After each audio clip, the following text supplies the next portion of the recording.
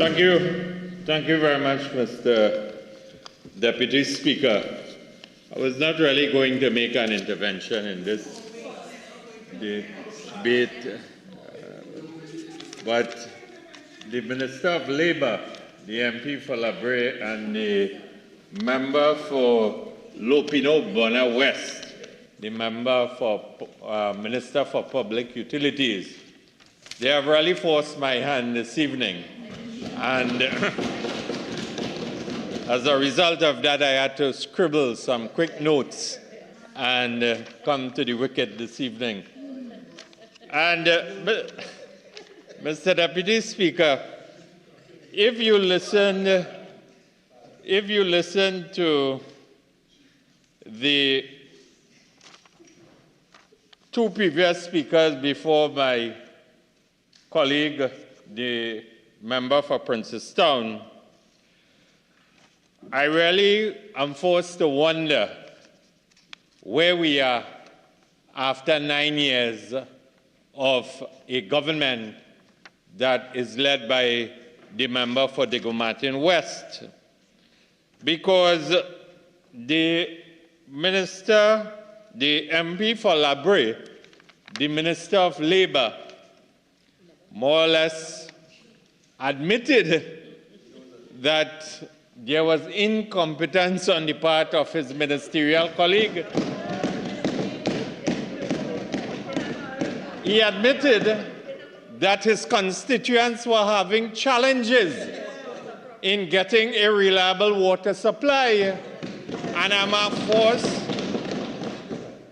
forced to ask the question, who provides the leadership in the Ministry of Public Utilities, and what is happening at WASA?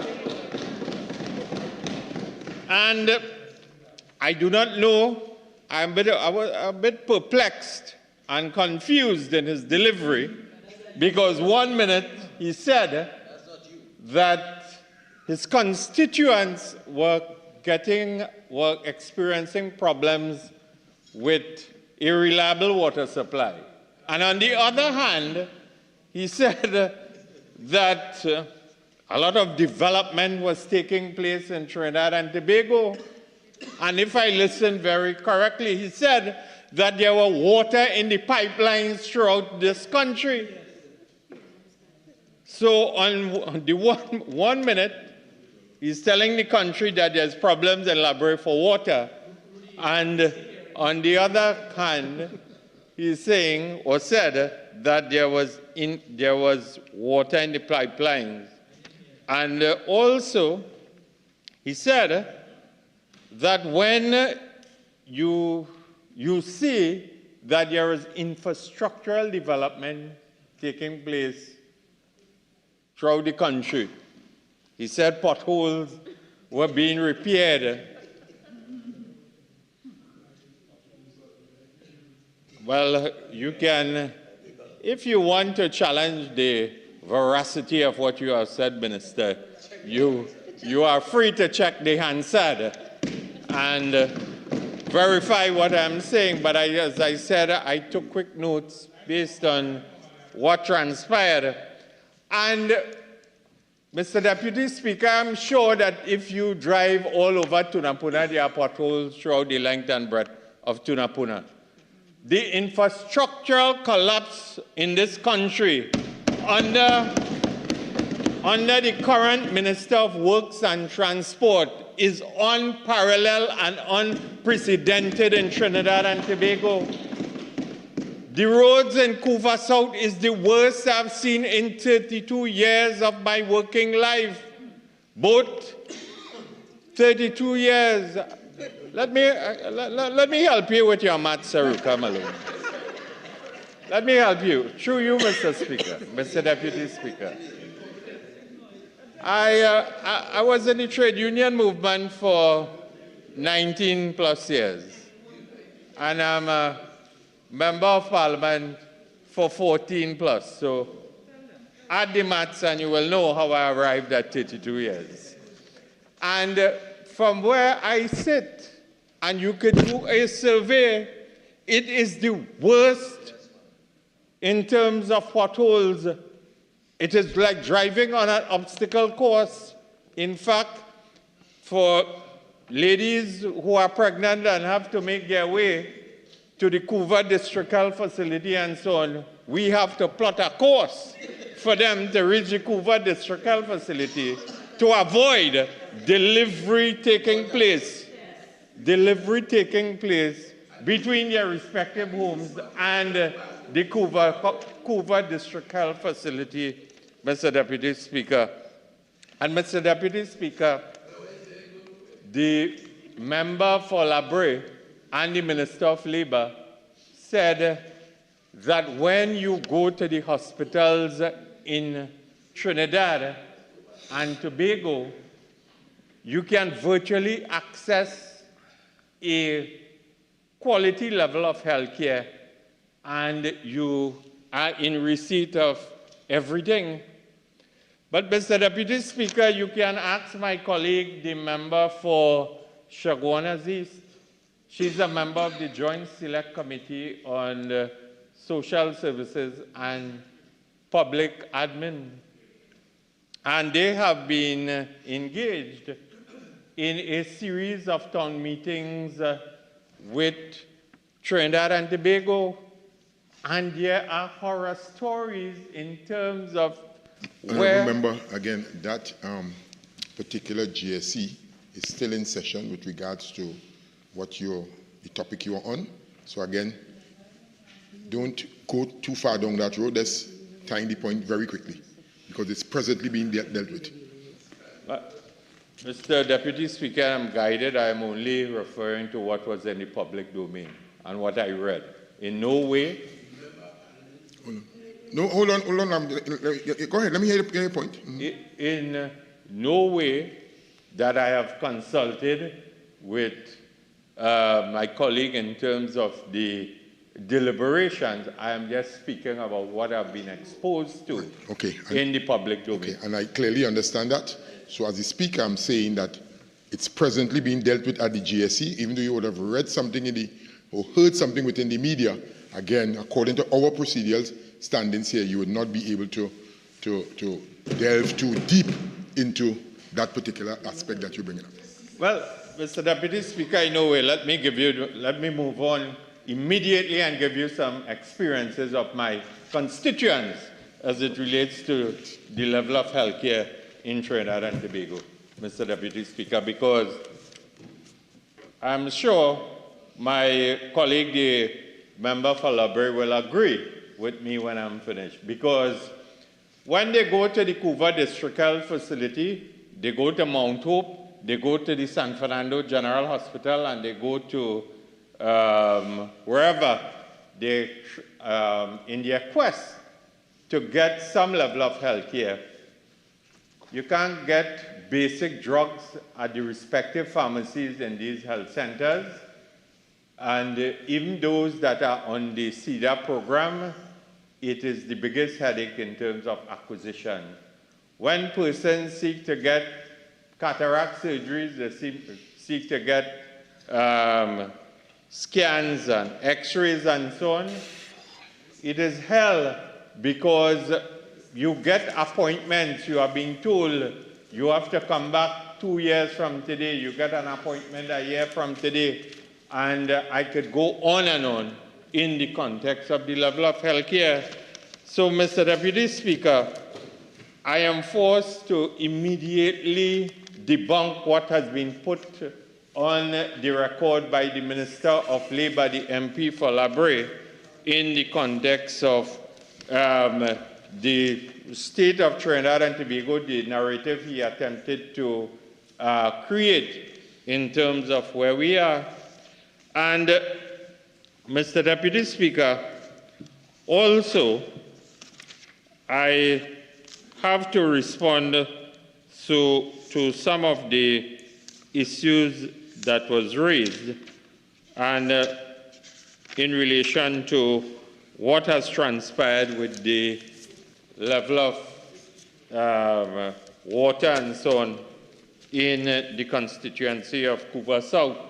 My colleague, on the other side, the Minister of Public Utilities, indicated that under his tenureship as the Minister of Public Utilities, that, and I want to get it right, when he indicated that stability has been realized at WASA in terms of its operations.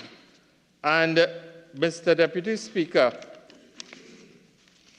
I am forced to ask members of the government, when I have read headlines which are in the public domain, for example, dry taps for thousands in the north, Kernaham Trace still waiting pipe-borne water supply since protests, water pain, no water for weeks in parts of Grande and Talparo. Where is the stability after 9 years of governing Trinidad and Tobago, Mr. Deputy Speaker? And yes, to exemplify the state of incompetence at the highest level in terms of what the ordinary citizen has been subjected to, I simply want to quote from an article in the Trinidad Guardian, the 7th of March, 2024, and one Ms. Amin Hanif said, she has been deprived of water since January of 2024. It is, and I quote, it's real difficult. I cannot send my child to school because her socks and things are dirty. And in addition to that, the individual indicated, Ms. Hanif indicated that she is unable to cook and function on a daily basis, Mr. Deputy Speaker. So, Mr. Deputy Speaker, there has been no level of stability at WASA, and in addition to the narrative that has been, that the minister attempted to create in his presentation, that there is a reliable water supply in the constituency of Couva South after 3 wells have been dug in the Calcutta 1, 2, and 3 area for the benefit of the persons who reside in these areas.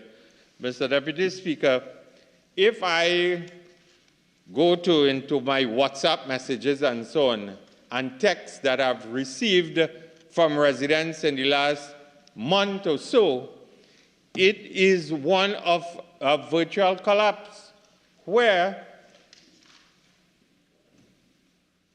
persons are no longer getting a water supply every 3 days. Whatever schedule that has been published by WASA and it is placed in the print media and on social media, WASA is simply not adhering to the water schedules. And the question has to be asked.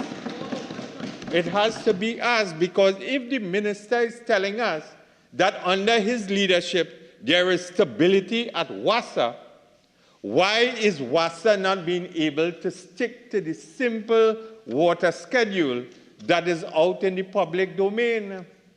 And in addition to that, with a full dance in this house and even outside of this house, the minister has attempted to tell the country that when you call WASA to get a truck-borne water supply, you can do so in a very efficient manner.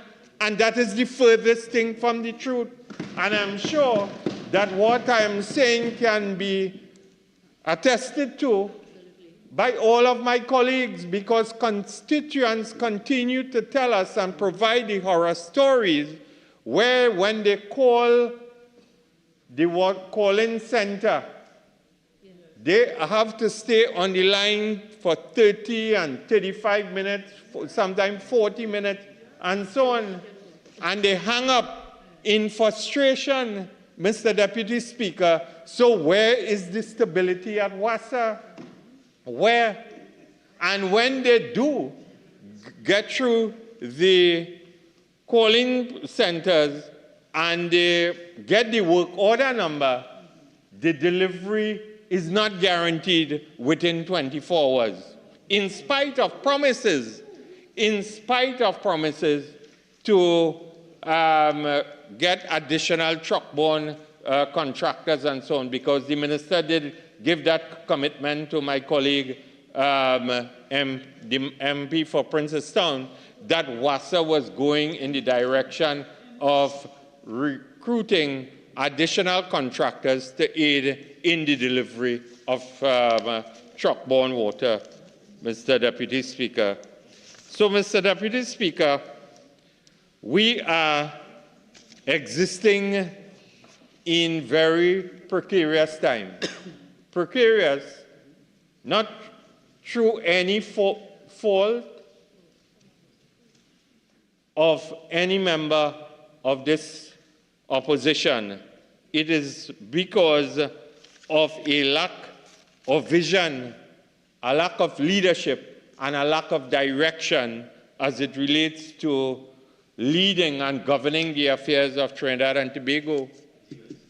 Because the Minister of Finance, the member for the Gov't Northeast, has returned to the chamber.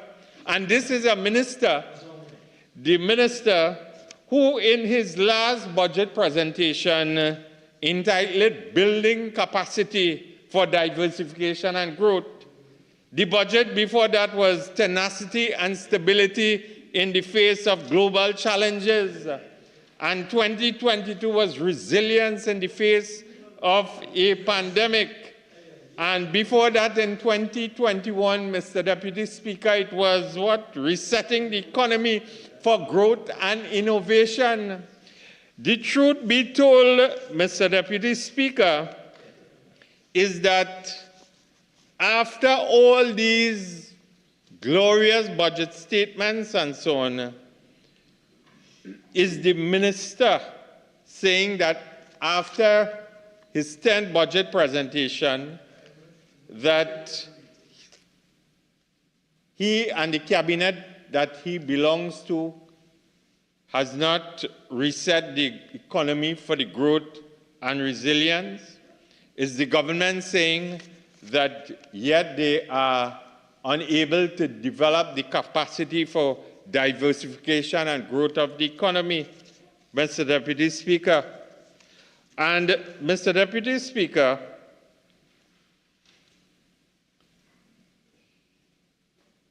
one has to ask the very important question. The government is here through this measure seeking the authority to borrow externally or internally a further sum of $10 billion.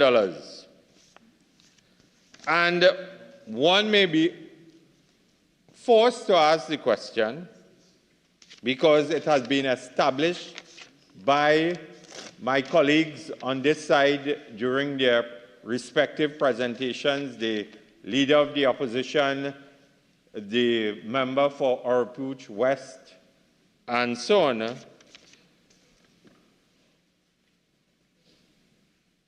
Why is the country being held to ransom, really, for the poor management of the energy sector by this government?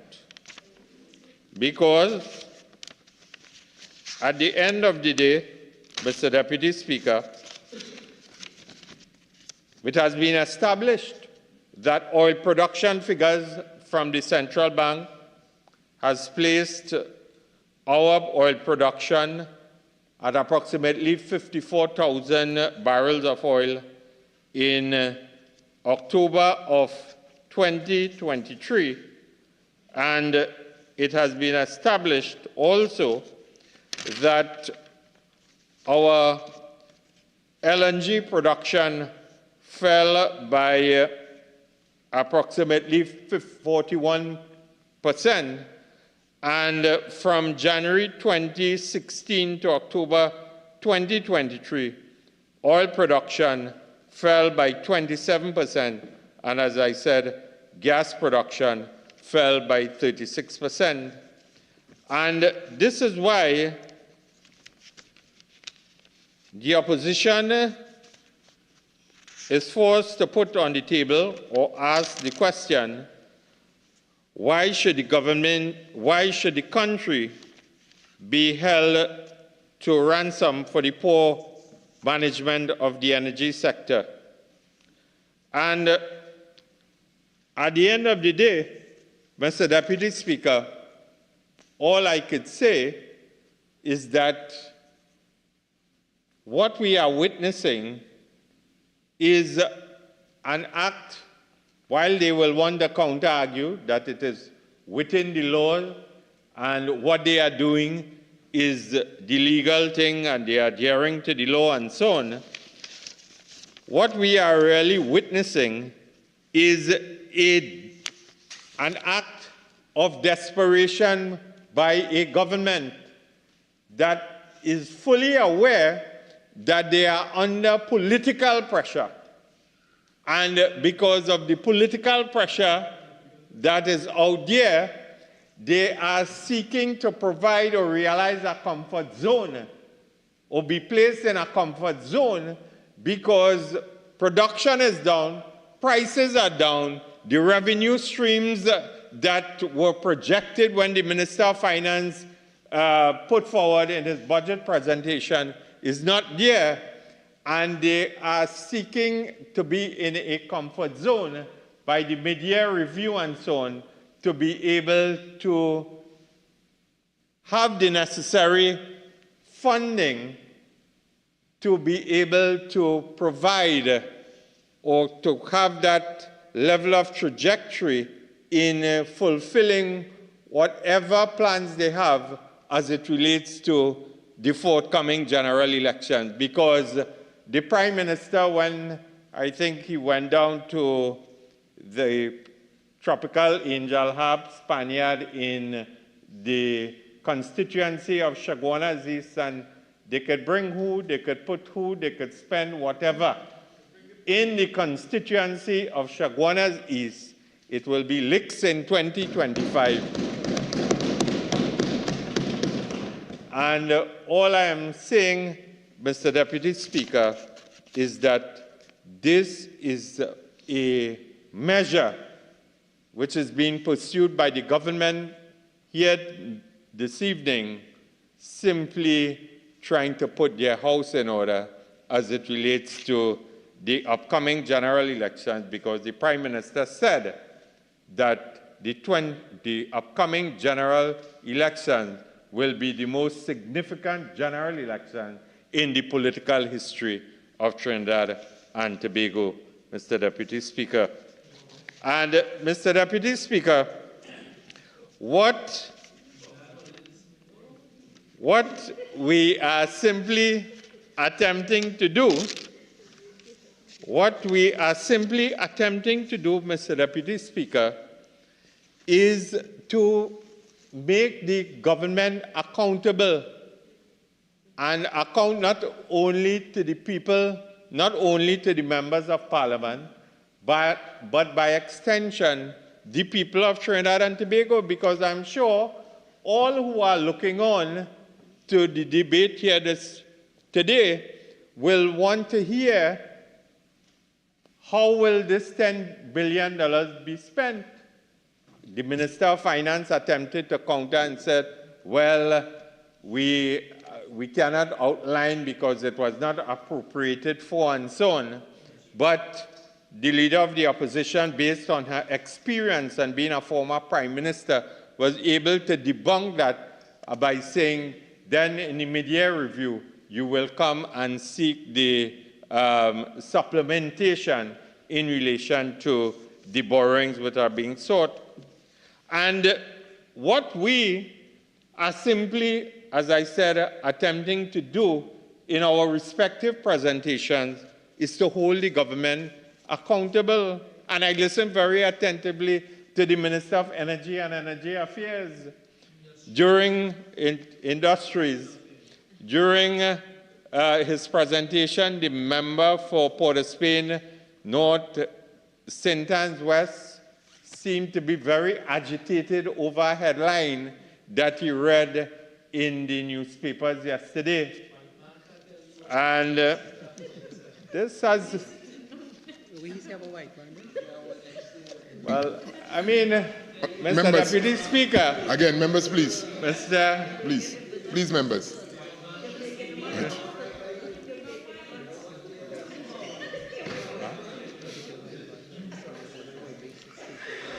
Couva South, your time is running.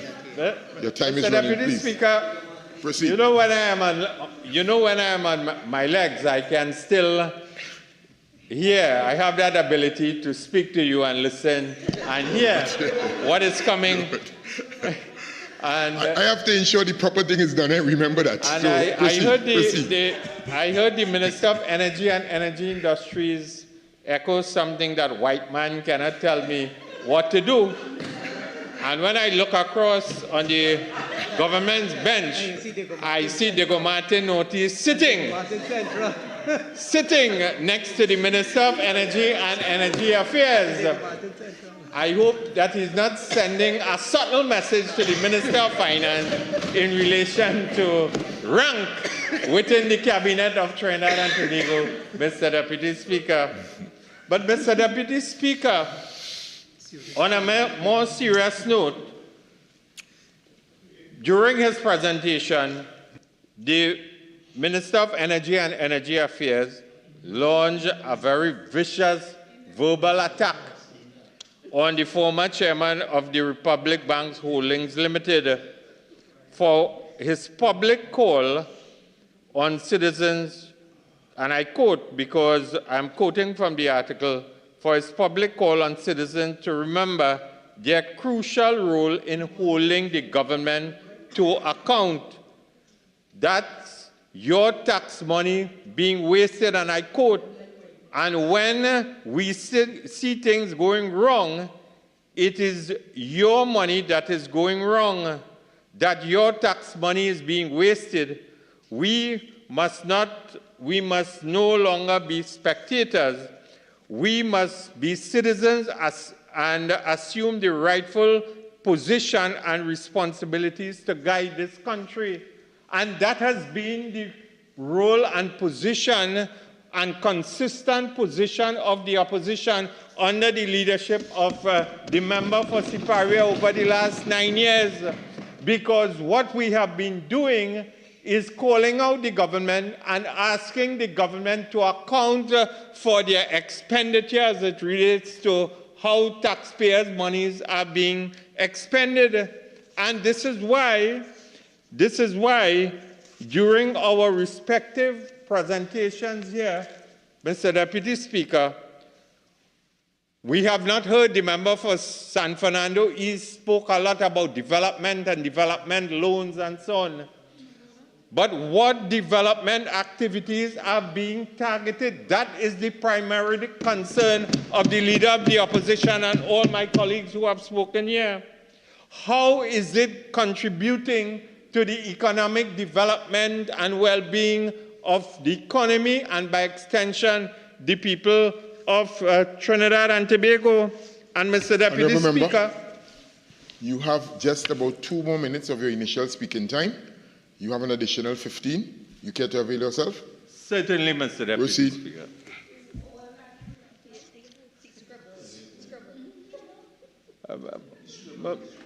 Mr. Deputy Speaker, if the member for Rukal Maloney wants to look at my notes and so on, I can certainly make it available to her on completion of my contribution, and then she will understand it was scribbled and it was something done on the spur of the moment, Mr. Deputy Speaker, because as I said, I am concerned, and like all of my colleagues, we are concerned how it is contributing to the economic development of Trinidad and Tobago.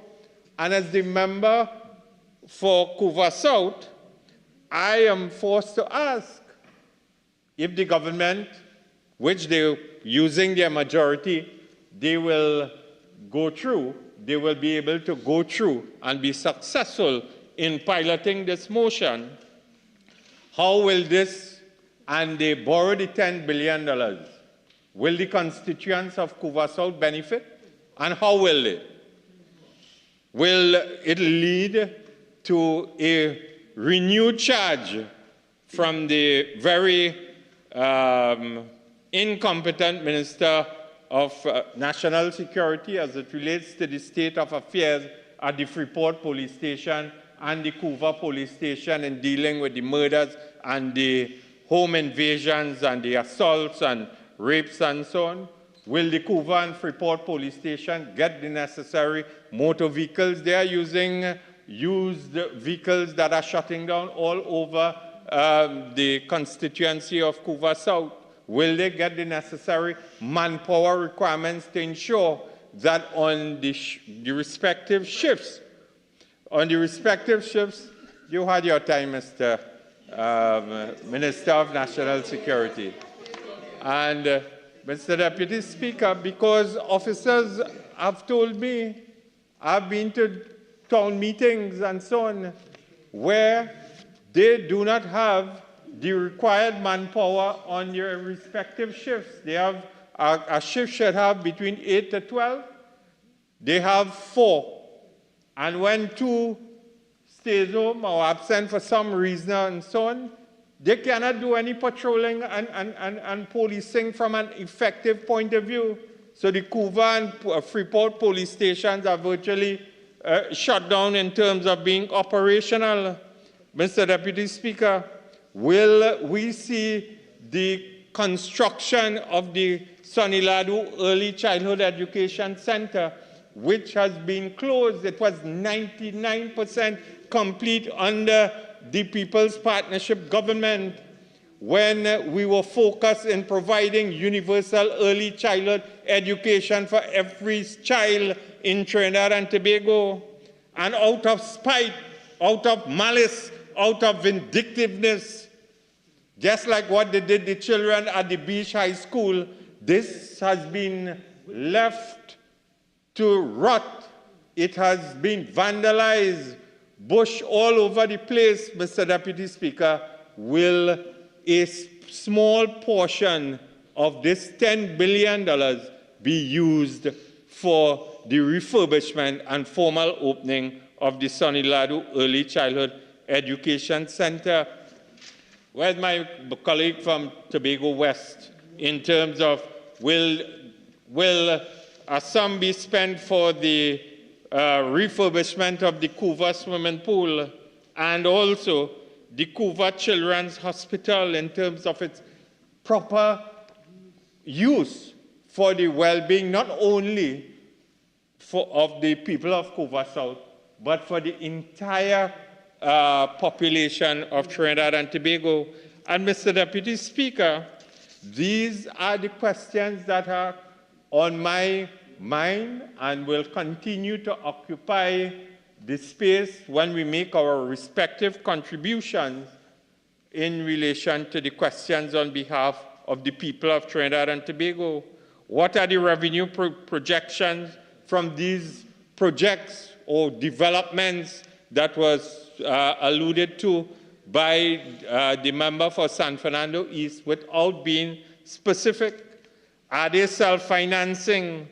Would the returns generated by these projects in future cover the debt that is being, will increase as a result of the borrowings if and when pursued by the government of Trinidad and Tobago, Mr. Deputy Speaker? And it goes without saying at the end of the day, it goes without saying that increasing debt crowds out future economic development or advancement. And Mr. Deputy Speaker, successive PNM administrations they are notorious. They are known for raising and imposing taxes, and we have very glaring examples. The member for Gov't Northeast said he raised fuel price once, twice, 3, 4, 5, and there yet he is now unleashing the property tax, and they are focused on increasing and imposing water rate, increased electricity and water rates and so on, Mr. Deputy Speaker, so that the successive PNM governments, and this has been the hallmark of the current Minister of Finance, to impose or raise taxes to build their fiscal revenues, with little or no regard for its impact on the business community, the middle class, or the working class, Mr. Deputy Speaker. And it will become a problem, or it will become problematic on successive generations to continue to repay our debt in the future. Will we have to tap into our national savings to repay our debt? Well, I hope in your winding up, Mr. Minister of Finance, and if I am to quote or rely on the conclusion of your colleague next to you, I do not know if, from a white man's point of view, you are indeed pointing us in the right direction this evening. Mr. Deputy Speaker, what I want to say is that we are very concerned, because if we have to tap into our national savings to repay our debt, this is savings which could have been used to fund future economic development, infrastructure, health, education, national security, and I could go on and on. The opposition will continue to display our sense of responsibility in calling for proper governance, proper transparency and accountability, and at the end of the day, hold the government accountable in terms of how they seek to expend taxpayers' money. At the end of the day, we will not support any cat and bag measure unless the information is provided to all and sundry. And from where we sit, Mr. Deputy Speaker, we feel that this is a government where the writing is on the wall. They could borrow, they could generate revenue.